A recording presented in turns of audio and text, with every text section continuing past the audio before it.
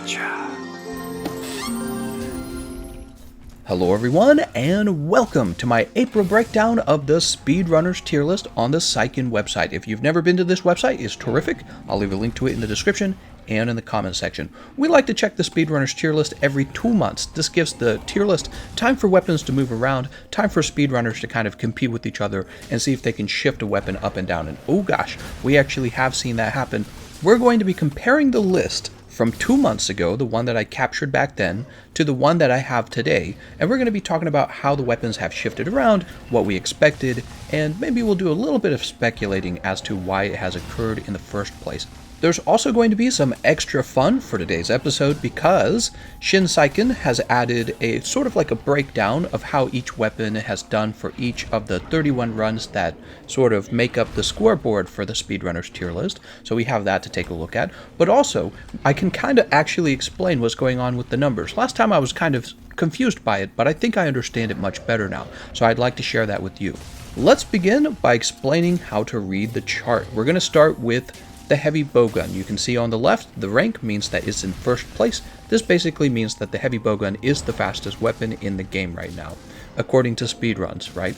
The runs, 31 out of 31. What does that mean? It means there's 31 quests that he's chosen to gather the average from, and he's done this by picking the most popular quest for each individual monster in the game. Note though, he doesn't have Raging Brachydios yet, and he doesn't have Furious Rajang yet either, so those both have to be added to this to get a more accurate reading. I'm excited to see what that'll look like 2 months from now, assuming he does update it. I think he will though, especially if he's constantly taking care of the website. And then we have the score. So the score was a little more complicated to explain, but here's what the score is. You can see in the example that the heavy bowgun has scored 430 out of 434. Now the important number to understand here is the 434. How did we get that? So we got that number by taking the number of runs, which is 31, and multiplying it by the number 14.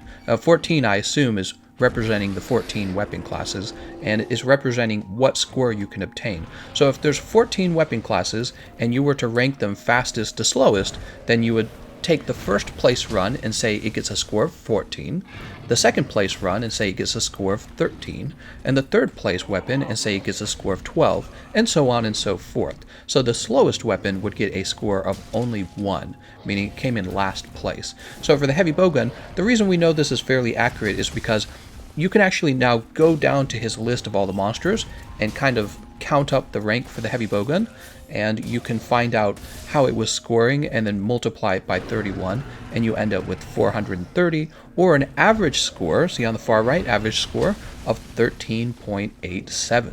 The rank is kind of calculated in a bit of an inverse way compared to score. So with rank is even easier to understand. If you came in first place, that's 1 point. If you came in second place, that's 2 points. Then you just add that all up for all 31 runs, and what you do is you divide it by 31. So with the heavy bowgun, the reason its average rank is 1.13 is because it comes in first place almost all the time. However, it has a few situations where it came in second place, and this threw its rating off to 1.13.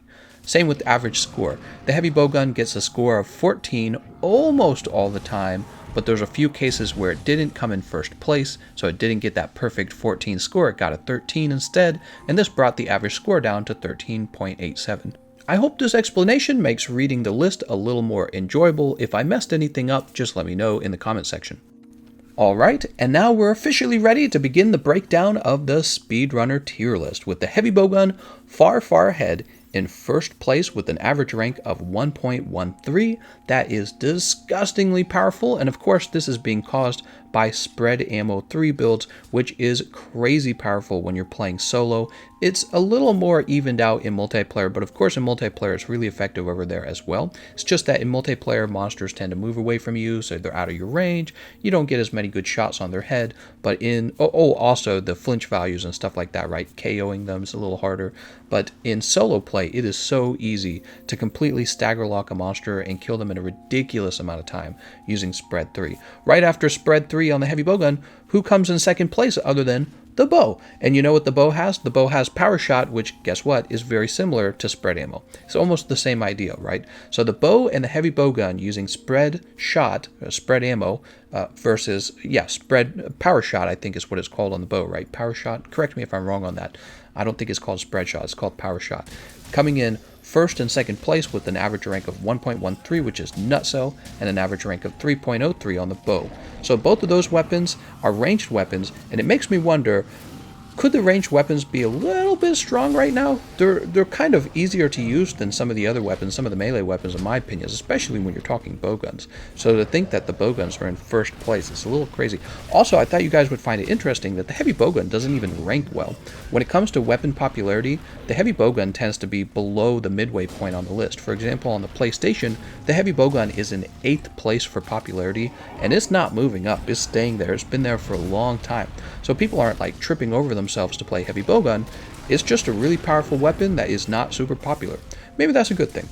In third place, we now have the Greatsword. Remember, 2 months ago, it was actually the Dual Blades. The Dual Blades were in third place. Of course, it was a close tie between Greatsword and Dual Blades. Dual Blades were only ahead of the Greatsword by a small amount. So it looks like the Greatsword moved up.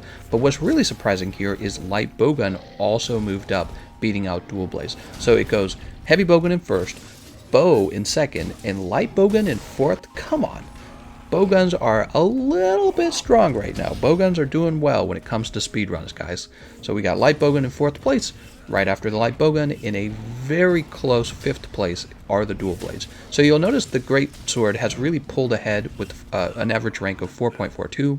The Light Bowguns and Dual Blades are pretty close to each other with 5.16 in the average rank and 5.45. So they're just right next to each other. After the Dual Blades, there's a fairly substantial gap with Sword and Shield in 6th place. However, I want to mention that is a massive leap for Sword and Shield. Sword and Shield was in 12th place before, and it jumped all the way up to 6th place. So the largest jump for any weapon since 2 months ago was Sword and Shield. And what happened? Sword and Shield was actually given a buff where it's doing, with the uppercut, is able to soften a monster's part much faster, and also its Perfect Rush, which is really fun. If you've never used it, you should try it. The Perfect Rush, I believe, was given a much greater improvement to the motion value. Basically, this means now Sword and Shield is dealing much better raw damage, and this is terrific. Is overall just a damage buff, which, by the way, I believe the Lance also deserves a damage buff. However, so moving on, we have in 7th place Charge Blade, and Charge Blade was in 6th place before, so it's falling down a little bit. After that, in 8th place, we have the Switch Axe, which is actually a movement for a Switch Axe. Switch Axe was in 10th place before, now it's in 8th place. So what's going on? Some weapons must have shifted down. You can see the Longsword managed to hold onto its place with rank 9. That's nice. Actually, it's still pretty low down the list, just like before. You know, I was surprised to learn, despite being the most popular weapon on all 3 platforms, by a lot, by the way, people love Longsword. Despite that, it's actually not very good for damage, is it?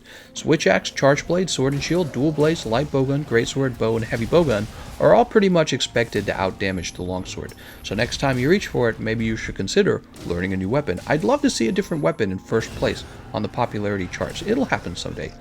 The Hammer has moved up slightly to 10th place, and then after the Hammer, we see the Gun Lance. The Gun Lance has fallen. Gun Lance before was in 8th place. It has dropped all the way down to 11th place. There's also been a substantial drop for the Insect Glaive.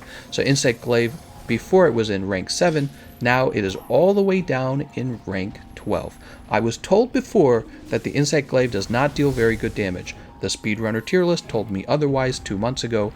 However, now you can see it is in 12th place. I suppose the question I have is, will you see this shift at all? Also, I want to point out for the Gun Lance, I forgot to mention this, Gun Lance only has 30 out of 31 runs. So whoever is speedrunning with the Gun Lance, you need to check this list. Actually, I'll show it off which run is missing. You need to get that run done so that we have more times and get a more accurate score for this weapon. Additionally, at the bottom, the Lance is missing 2 runs, so Lance players, you also need to step up and get those done so we can get a really accurate list. Anyways, after the Gun Lance, we have the we already covered Insect Glaive. Insect Glaive was in 12th place, down from 7. Then we have Hunting Horn holding on to its 13th place, and then once again, at the very bottom of the list, we have the Lance at 14th place, which means that we consider currently the Lance to be the slowest weapon. However, it's missing runs, so we have to get that done. From reading the charts, the thing that depresses me the most about the Lance is that 9 new runs have been made with the Lance. 2 months ago, the Lance was missing 11 runs. That's pretty substantial, and we would expect that to mess around with the average rank and the average score. Now, 9 of those runs have come in. There's only 2 missing at this point. And it is still a full average rank beneath Hunting Horn, right? So the Lance is at 13.41. The Hunting Horn is at 12.39. Could it be a case where Hunting Horns are more talented players than Lance players?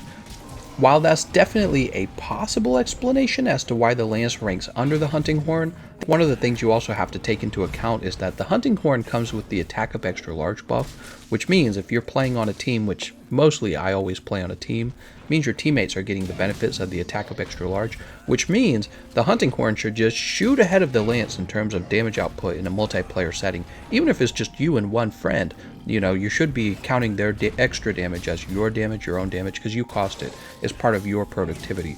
So I would expect the Hunting Horn to just kind of leap further ahead of the Lance when you're not in a speedrunner situation, when you're in a multiplayer situation, right? So these are definitely troubling numbers for the Lance in my opinion. I would love to see just a raw damage buff to both weapons, both the Hunting Horn and the Lance. Or, I mean, it wouldn't even be complicated, honestly. All Capcom would have to do is take the next round of Lances and give them really good starting stats. You wouldn't have to buff all Lances, just buff the next set of Lances that come in to have good starting stats.